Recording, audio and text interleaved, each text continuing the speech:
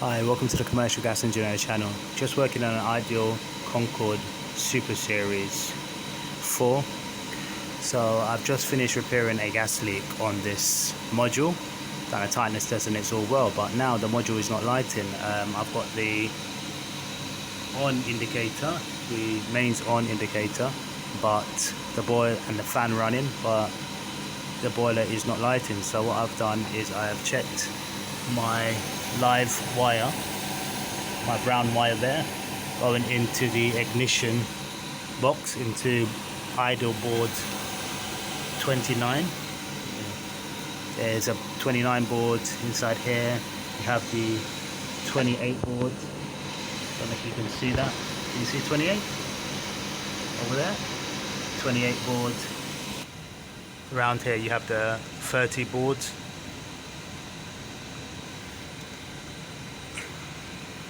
With the different connections from each boiler on right and left, and fuses and so on. So what I'm going to do is I'm going to turn the power off, local isolation, and then I'm going to get a board, get a board that is working and put it inside here. Okay, we have our board out.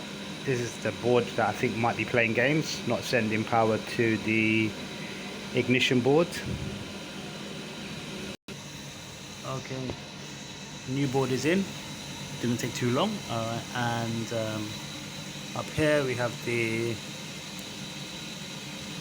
good board taken out, and this is the good board down here, and what I suspect is the bad board is here. So let's see what happens.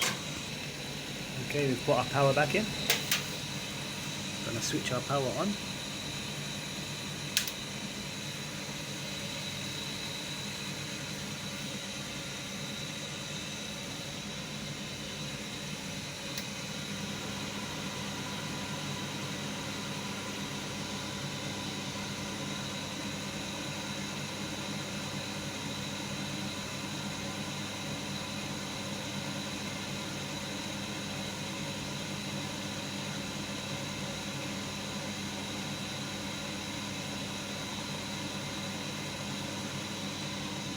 It's not lighting.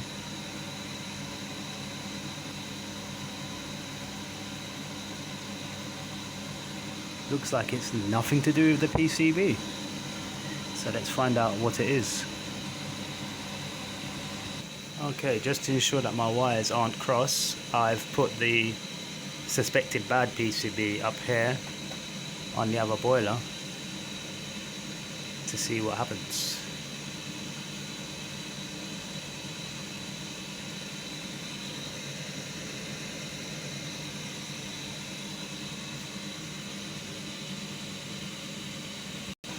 Okay, there we are, it's starting up.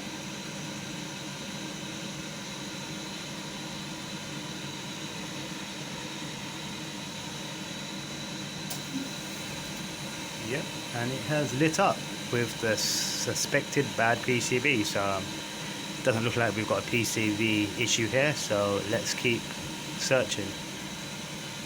Something is potentially holding the boiler off. Maybe there's no call for heat to this particular module, or the safety device is holding the boiler off.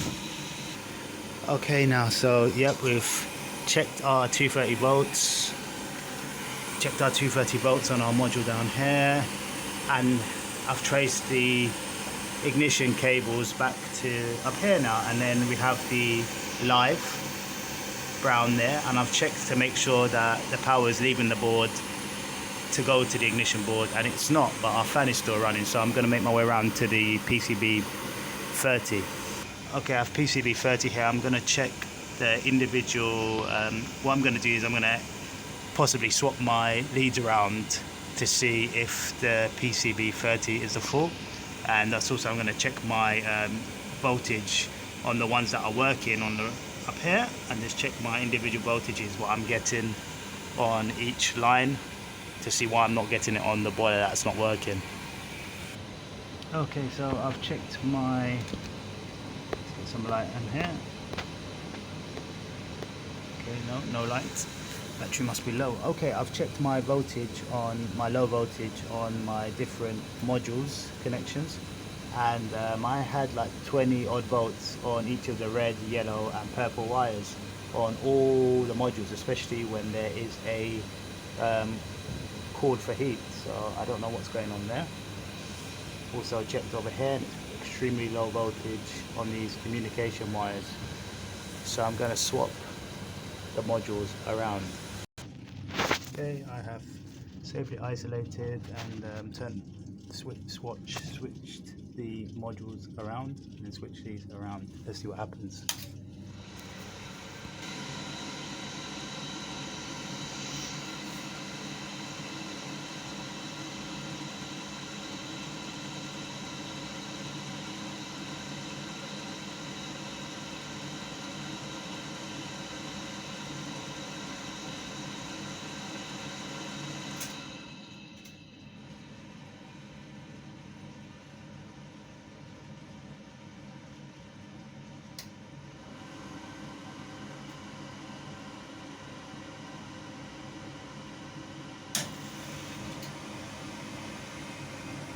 That module's on.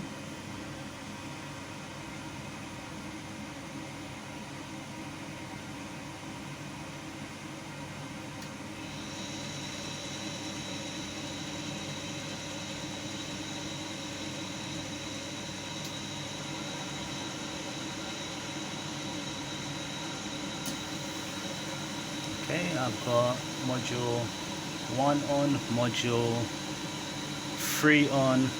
No, sorry. Module 1, module 2, module 3. But for some reason, this module down here, which is causing me lots of trouble, even though I've made some changes, still doesn't want to come on. Okay, so now I have swapped these back to where they were. And now I'm on the left hand side. I've swapped these around. Still, this module here is not firing up. I've got other modules firing up, firing up, firing up. This one, nothing. Okay, finally got the boiler to light. Do I know what stopped it from lighting? No idea. Alright, I'll tell you a few things I did. I changed the potentiometer. I changed that with the one above. It didn't seem to light at the time. Then after that, I checked the wires, these wires up here, to see if they were damaged going back to the other board. I played with the wires a bit, pulled off a bit of slack. As you can see, the boiler's gone off now. It just lit up a while ago. I don't know what happened, why it lit up. But I changed the potentiometer. I also pulled the leads off the overheat and put the lead back on. So yeah, it lit up a while ago.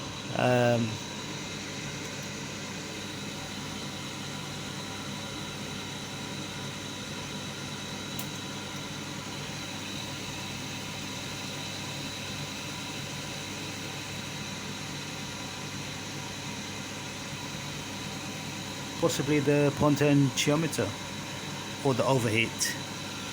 So by the overheat, I was assuming that if the overheat was a problem, I'd have my overheat light just like you have up here, overheat, because when I pulled the wire off, the overheat light came on. So I thought it would come up if there was a problem, if there was a break in the circuit. So I did have a fiddle with the wires, but I think it's the potentiometer.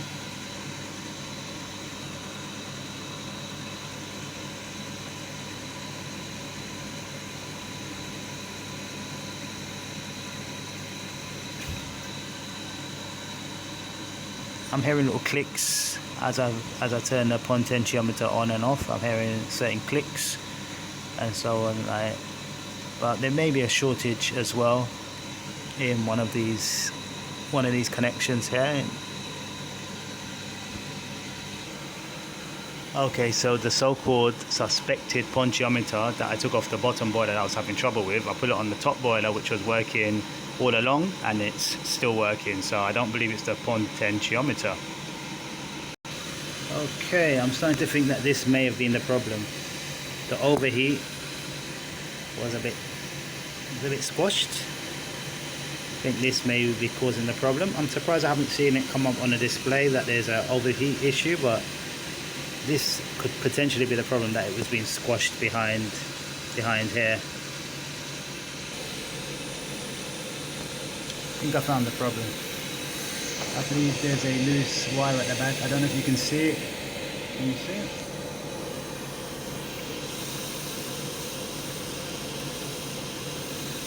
There's a loose wire here. This wire here is causing all my problems.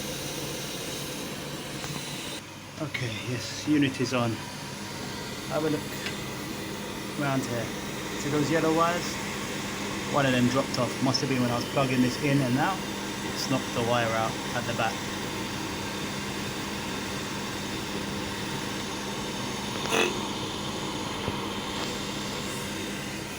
Thank you for joining me. Until next time. Bye bye bye.